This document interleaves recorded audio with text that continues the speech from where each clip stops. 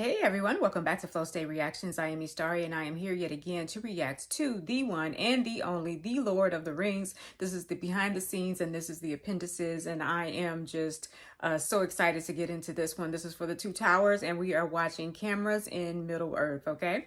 All right, you guys, everybody relax and let's flow. Cameras in Middle Earth. We made all three films at once. Hi, Barry. And it's impossible for me to divide out the experience of shooting the films, the production period of the film. All at once? If we were shooting a big action movie, it might take 16 to 20 weeks of shooting. We shot for 14 months. Okay. By the time we shot the bulk of the Two Towers, we started to split off into little splinter units. You have Frodo and Sam in one unit, you have Aragorn, Legolas, and Gimli in another. It was so different from Fellowship, experience-wise. And there was a literal breaking of the Fellowship in the sense that they all went off to do their journeys. We weren't together anymore. A lot of the time we'd be working really hard, but somewhere else. We just felt like we were plowing our own. And yet you wanted really the picture to have a unity to it, and the only way you have that is if one man's directing the film, and that's Peter. So when you send out these different units, you want Peter to have the option or the ability to oversee what the other units are doing. There was a satellite system, and the different units had these satellite dishes. This is the How did they pull this off? Jeff Cinder. This links us to the satellite. If we were on location, say on the South Island, Pete could get real-time feeds on what was going on, say, with second unit on the North Island, so that he could sit on his monitor and he could watch what they were doing. Come with me, I'll show you. Nice. Oh wait, is this the same one where he forgets Peter there? Yeah. I just remembered we've got Peter with us today, so we don't have to send it anywhere. That would be stupid. Because we were filming on so many far-flung locations, we really became a traveling circus. It was quite an operation. Traveling circus. It was, pretty ugly sometimes. Bad weather. We had an army of trucks that were just constantly in need of repair, helicoptering people and sets to mountaintops. It was quite a chore, but it was fun. Never not fun. And right, but just a lot. Very much harder than anybody, so it set the example for the rest of the you got to keep the morale up. The atmosphere is really good or creative or energized behind camera. I always believe that those things help to make up the personality of the film. PJ never threw a moment fit of displeasure or annoyance or petulance or anything like that. He could have only had, 3 or 4 hours of sleep a night for about 14 months. Okay. Thank you for saying that. 3 to 4 hours of sleep a night. That's the only thing that makes sense. And also that he has quietly ticked off the pages as we knew we were making a masterpiece. Yeah. So they filmed consecutively for 14 months, all 3 movies. Oh, that is just, listen, it just keeps adding so many layers of just absolute we don't want to see superbness to this movie. That's one place we're trying to get to. 14 months. Can't get there no-how. Emmanuel was largely filmed from a volcano, Ruapehu, which has this little wonderful area of jagged kind of rocks. And we did quite a lot of shooting up there. Lembas bread. What's that? Or lembas bread. There was one day where we were filming dialogue between Frodo and Sam. That in the afternoon, the clouds came in, and the clouds suddenly just surrounded us, and we couldn't carry on shooting that scene. However, we just thought, wow, this is pretty atmospheric. It was fantastic. It was really haunting and beautiful at the same time. And Peter just said, let's go, let's start filming. Well, we grabbed one camera, handheld, and about a dozen of us went walking up into the mountains with Elijah and Sean. We got some great footage. We ended up, we came up with a fantastic sequence, really with very little technology, like the sort of thing that you could have done on a very small budget film. Look at that. And it's just, they're just going with the flow of what was presenting itself. The weather wasn't doing what they needed. Perfect. But so bone-chillingly cold.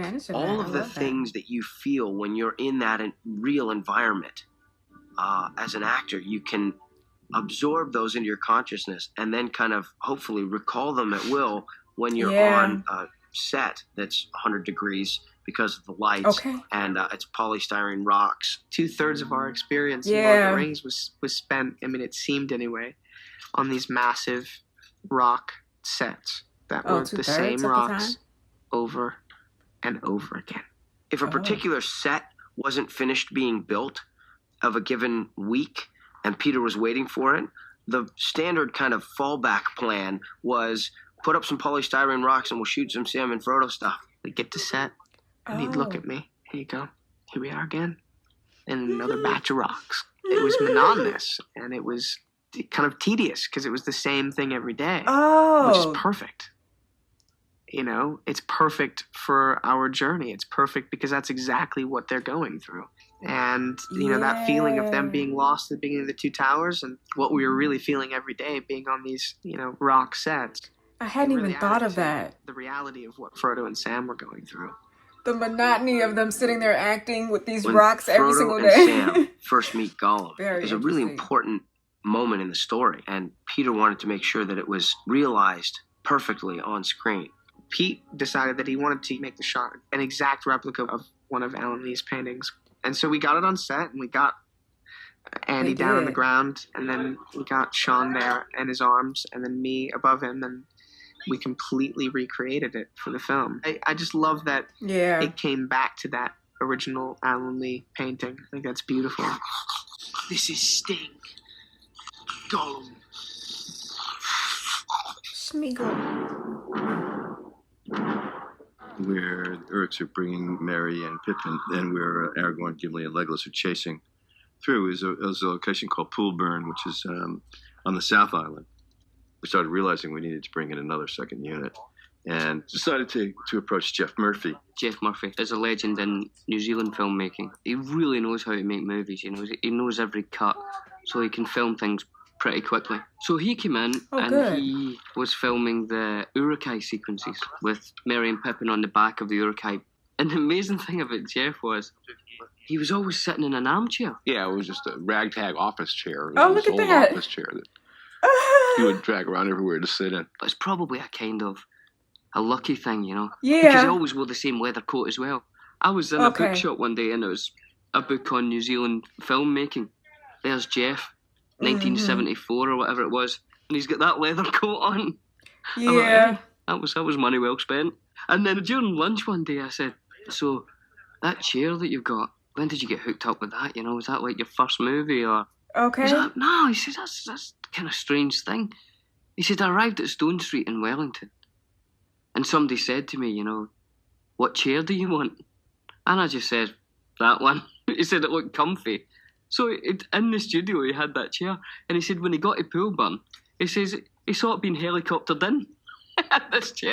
He didn't care what chair he was on. Right. And he was always in this big armchair, which I thought was brilliant. It is brilliant. I just love that. Unit, the quirkiness of it, you know. It was a celebratory thing. Parting is sweet sorrow. Aww. Parting is so sweet sorrow. What a character. I'll take that one. No problem. In the pickups, a ravine was built in the car park at the Stone Street Studios. All the pickups were done in the car park at Stone Street. It's amazing. I think if Peter had realised it earlier, we wouldn't have gone anywhere. Here we go. Oh, very interesting. Merry. Hello, Pip. You're hurt? I'm fine. That was all an act. And then you say? I say, what was it? No, you say, he's like, an act. An act? Oh, yeah, that's right. See this here? It's all written here. You see, it's so obvious. In pen. 10 minutes ago. Oh, they penciled it in. Okay. You say an act? See? I fooled you too. Oh, it's so much that went into this. Hey, you got that? Yeah.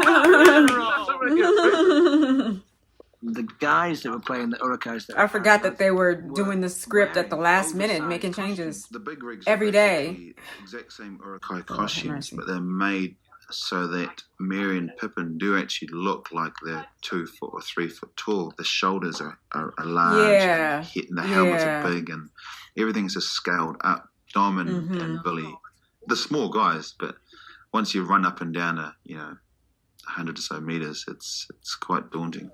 Okay. It's my new assistant. I'm sick of walking, so. You'll see Merry drink the oak draft in the extended version of film 2.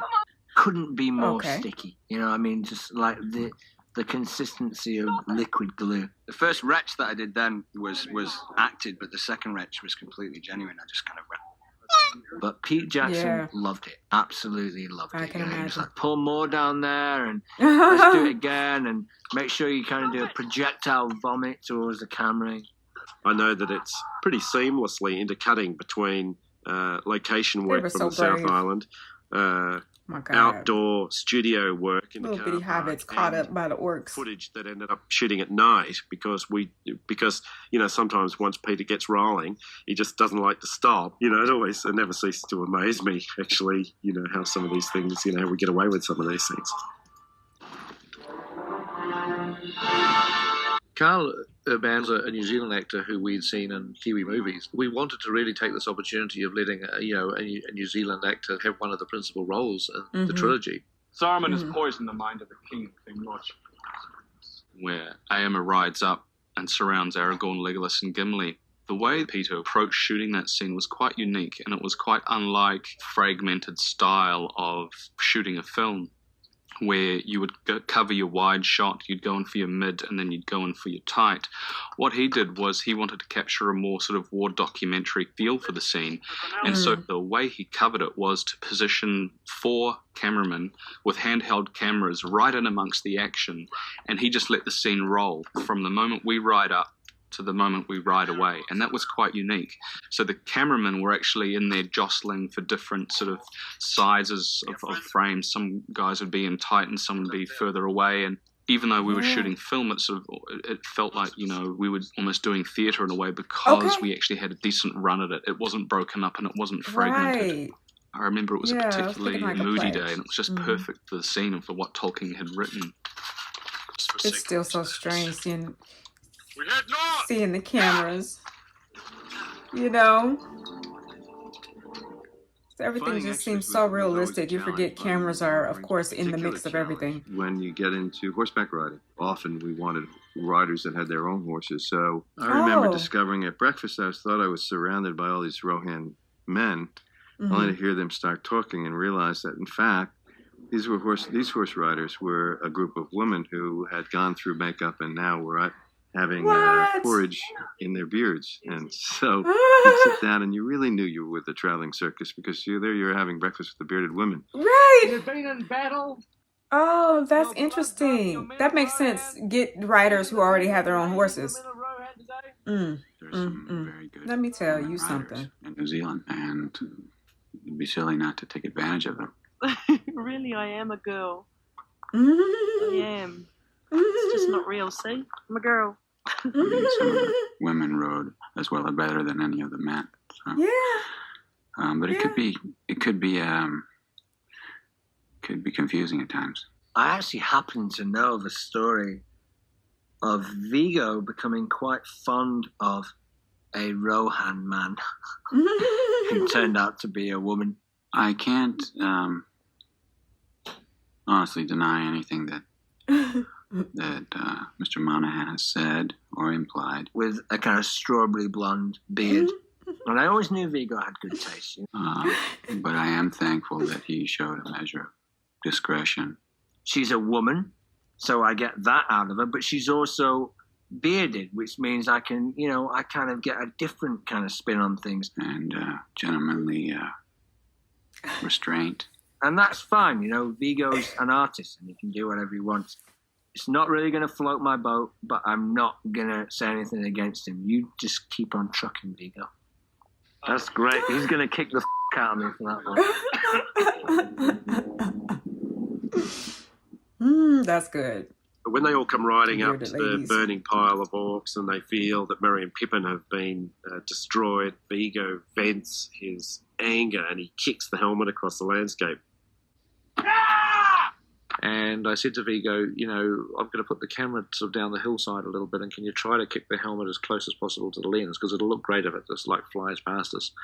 And so Viggo did 4 takes. Each take he kind of got closer and closer to the camera. The 4th take I thought was really good. I thought, well, that's pretty close. And then I thought, oh, look, he's got better each time. If I just give him one more take, I bet it's going to look great. So he boots this helmet.